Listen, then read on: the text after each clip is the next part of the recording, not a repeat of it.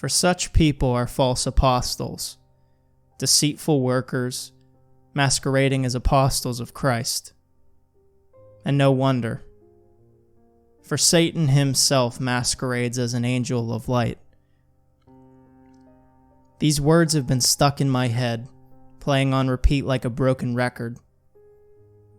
I can feel my sanity fading as sleep deprivation sets in. I feel like there's eyes watching my every move, people narrating my every thought and feelings. I even stopped playing music as more and more townsfolk go missing. It's only a handful that are left from the town originally. For the people who tried to help me. The holy water in the church is locked up for some reason, and I did sew some crosses on me. The pain of doing so wasn't as bad as I thought it would be. It's nothing compared to the mental anguish I've been dealing with. So thank you for all the kind words and suggestions. Now recently, besides the constant scripture running in my head and the occasional townsfolk hulking out and killing more soldiers, it's been quiet. No one really leaves their home. I don't get calls about the radio, and everyone seems to be surviving off the government rations they've been giving us.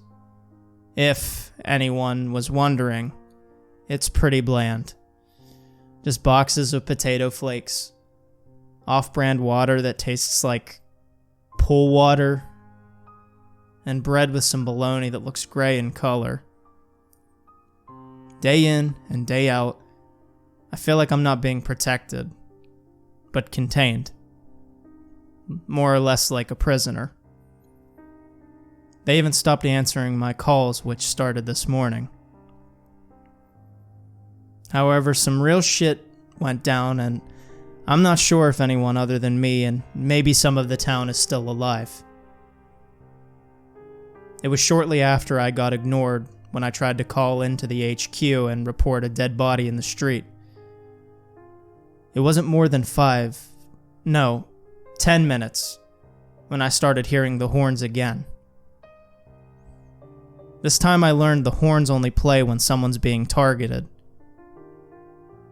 I know this may seem inhuman to say, but I started making test subjects out of my neighbors. Once I hear the horns, I go to all of my windows and look around. See what or who is being targeted, and like clockwork, I'll hear it. Someone starts to scream and then silence. After so many times this happened, I've just sort of become numb to the cries of the people. I can't stop thinking. They're the lucky ones being taken out and not having to be tortured by these things much longer. Now I'm pulling away from the point, so after the horns this morning, I looked all over the town and saw nothing this time.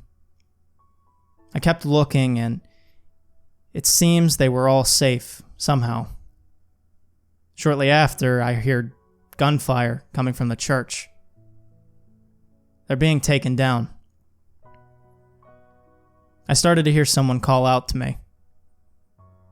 A voice that was very familiar, but I couldn't make it out. All of a sudden, my body moved on its own accord. It was helplessly moving towards the church. It's, terrifying to think you have no control of your own body, your safety, or your life. With this all left to the will of these angels. Last I checked, angels don't devour humans. At least it was never spoken about from my knowledge. As I started to pass the first gate, the smell of gunpowder and blood attacked my senses. It was so powerful my eyes began to burn, and I could taste the blood in the back of my throat. My body slowly marched toward the front door. Bullets were still flying through the door. One stuck me. The pain was unbearable, but it was only the begging. I could sense time slowing down, or maybe my senses were speeding up. The bullets that went through the door also pierced my chest, arms, and my neck. Each bullet that ripped into my flesh had me experiencing the pain for what felt like years, as time seems to be frozen. I was feeling the projectiles tear into me, and I felt every inch give way to the metal. As much as I wanted to, I couldn't cry out in pain or run away. The tearing of my flesh and piercing my organs got so extreme I felt like I was going to expire at any second. Have you ever felt your heart being pierced by hot lead? Or having the feeling of your chest cavity fill with blood? This must be hell, I thought as my body slowly marches forward. The smoke in the church began to clear as I saw the absolute massacre this was. Bodies were impaled on crosses and contorted in ways that reminded me of a horror movie. People were fused in the floor and their faces missing. One of them I stepped on, making a squelching noise as my foot peeled away a layer of their skin, and with a horrible pop as it fell on the floor. No matter what I did or thought, I just couldn't stop. My body felt like it was being controlled like a puppet on strings. When I got to the basement, the door was ripped off the hinges with the door itself pushed into a wall. Flashbacks as a child ran through my mind. I remember playing hide and seek in this basement with some of the other kids in my town, many of which I've seen eating other people in all this chaos. I remember my brother and I hiding behind a stack of chairs. We pressed ourselves as low to the ground as possible. We giggled as someone nearly found us. We only got up when I can hear the other boys yell, "All right, we give up. Y'all can come out now." As we stood up, I saw a black dot on my brother's neck. Shortly after, he yelled in pain and ran out. It was a black widow that bit him. My brother was rushed to the hospital, which was almost an hour away. I held his hand and kept telling him, "It'll be okay, little bro. It was just a small spider. You're gonna be fine."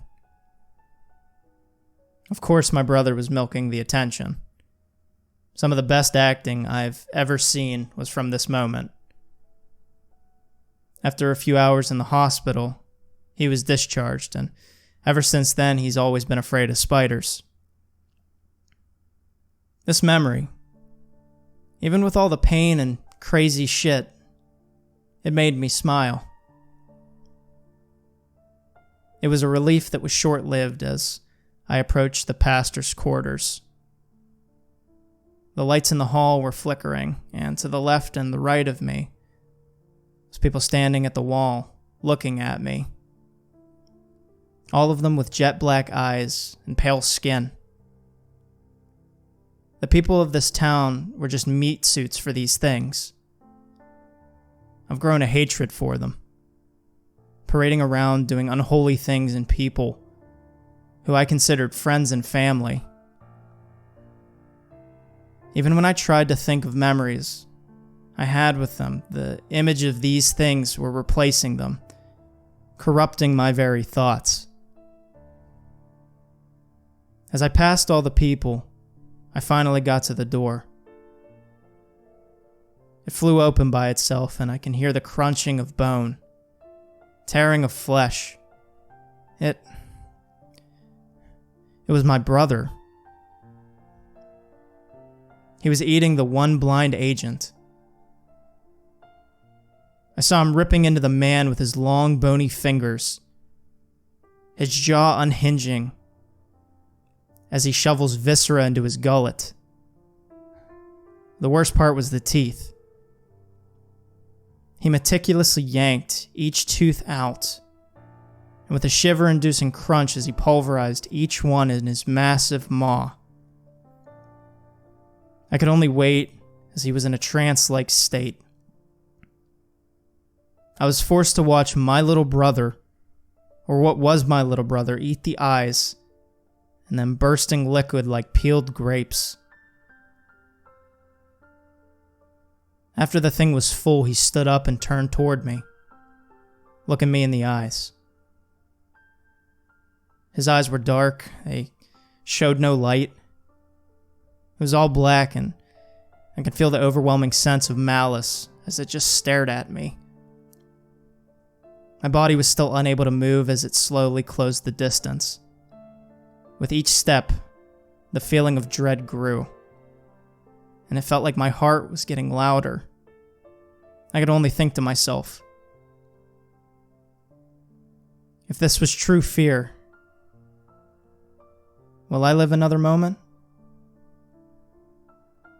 He got in front of me and said one thing. A war is coming, and you are a major piece in it.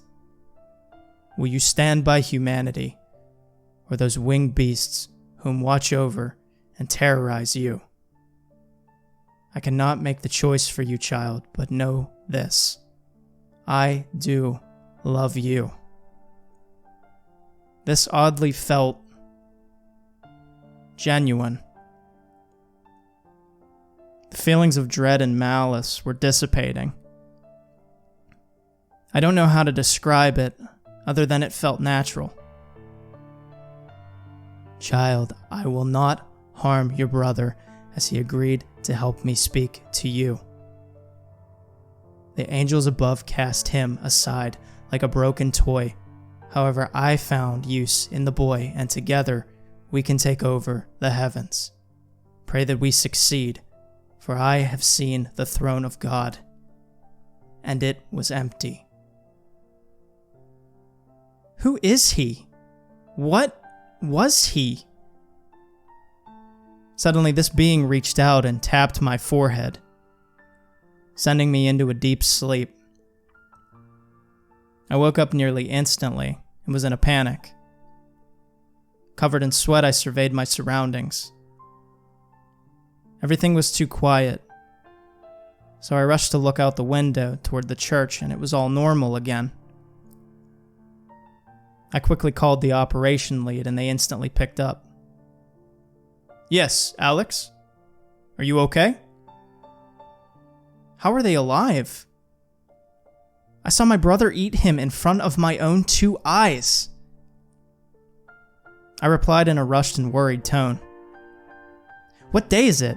How long have I been asleep? Well, it's Sunday, and I would say you've been silent for 2 days. I guess that old lady really stressed you out. How are you feeling? I can hear typing in the background, as if he was typing down our conversation. I'm fine. Just had a really bad dream. How many people in the town are left? I asked. Most of them are left, why? Everything okay? At this point, I decided to look outside. I see people walking around and talking like nothing ever happened. I'll be okay. Thank you. It must have just been a vivid dream. So I just hung up there, not wanting to speak about it anymore. I didn't want to go through it again. After I fell backward onto my bed, breathing in deep and letting it out. The trumpets are no longer playing, it was just silence.